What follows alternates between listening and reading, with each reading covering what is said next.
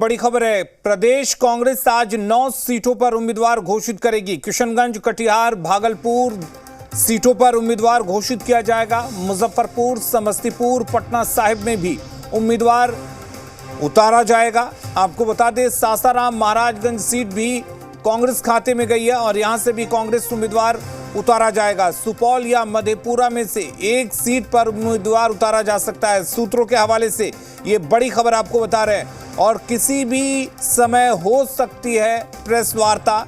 और कांग्रेस की तरफ से जो 9 सीटें कांग्रेस को दी गई हैं उन पर उम्मीदवारों के नाम का ऐलान भी किया जा सकता है। बड़ी खबर इस वक्त आपको बता रहे हैं और रजनीश हमारे साथ जुड़े हुए हैं। रजनीश, क्या कुछ जानकारी है? देखिए, अंदर खाने की जो खबर है उसके अनुसार आरजेडी और कांग्रेस के बीच में सहमति बन गई है सीटों को लेकर और 9 सीटों पे चुनाव जो है वो कांग्रेस लड़ेगी और इसकी घोषणा जो है आधिकारिक तौर पे वो होनी है। शाम को कांग्रेस वर्किंग कमेटी की बैठक है अहम दिल्ली में और इस बैठक के बाद स्थिति जो है वो साफ हो जाएगी। साथ ही साथ उम्मीदवारी को लेकर भी होमवर्क पूरे किए हुए हैं तो लिहाजा वो भी सामने आएगी।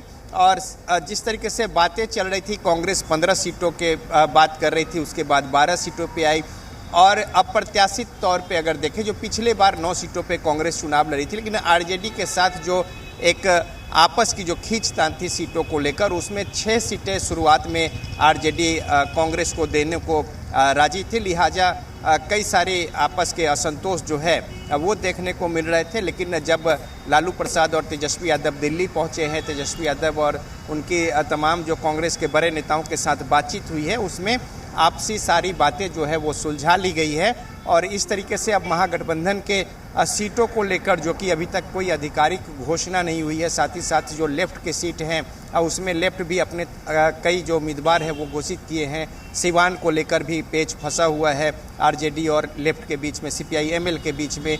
तो इस तरीके से अब अंतिम तौर पे उसकी घोषणा जो है वो होनी है तो लिहाजा बातें बन गई हैं। और जिस तरीके से कांग्रेस की जो मांग थी, उनकी जो ज़्यादातर सीटें जो है वो उस तरीके से मिल रही है।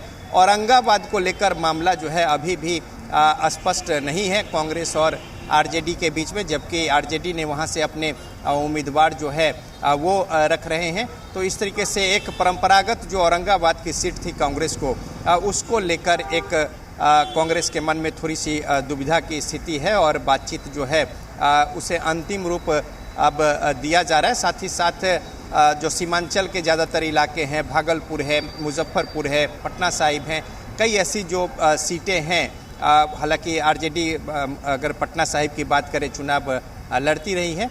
मुजफ्फरपुर के जो उम्मीदवार हैं कांग्रेस के विधायक जो है वहाँ पे प्रभावशाली वो हो सकते हैं। तो इस तरीके से अंदर खाने तमाम बातें हो गई है। 9 सीटों पे सहमति जो है वो बनी है और इसके बाद अब घोषणा जो है उसकी होनी है और घोषणा के बाद फिर चूँकि पहले चरण के चुनाव जो हैं उसके लिए नामांकन की कल आखिरी तारीख है और उसकी घोषणा पहले आरजेडी ने कर रखी है अपने उम्मीदवारों की। तो अब कांग्रेस की ओर से उम्मीदवार जो है उन तमाम जगहों पे वो भी घोषित होने हैं, जो कि वो हो जाएंगे। और कांग्रेस वर्किंग कमेटी की जो बैठक है उसमें कई अहम बातचीत जो है वो तमाम बड़े नेता जो है मिल बैठकर आगे की रणनीति तय करेंगे और उसके बाद स्थिति साफ हो जाएगी। जी, अगर बात करें पूर्णिया सीट की, तो क्या पूर्णिया सीट को लेकर पेंच जो फंस रहा था वो सुलझा लिया गया है? और क्या ये माना जाए कि इस बारे में जानकारी मिल पाई है कि पूर्णिया अब क्या आरजेडी के खाते में चली जाएगी? देखिए, अंदर खाने की जो सूचना है उसके अनुसार पूर्णिया कांग्रेस अपने पाले में लेने में सफल रही है, लेकिन इसमें कई दूसरी बातें भी आ रही हैं और पूर्णिया के एवज में मधेपुरा और सुपौल से कोई एक सीट जो है वो कांग्रेस को जा सकता है।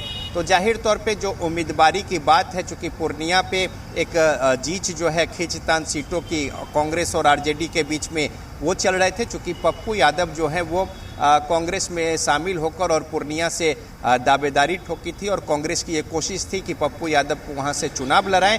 लेकिन इस बीच जेडीयू की जो विधायक रही हैं बीमा भारती, उन्होंने जेडीयू से इस्तीफा देकर और फिर आरजेडी का दामन थाम लिया है और वो भी कह रही हैं कि पार्टी उन्हें मौका देती है तो पूर्णिया से वो मजबूत तरीके से न सिर्फ चुनाव लड़ेंगी बल्कि जीतेंगी, ऐसी उनकी दावेदारी है।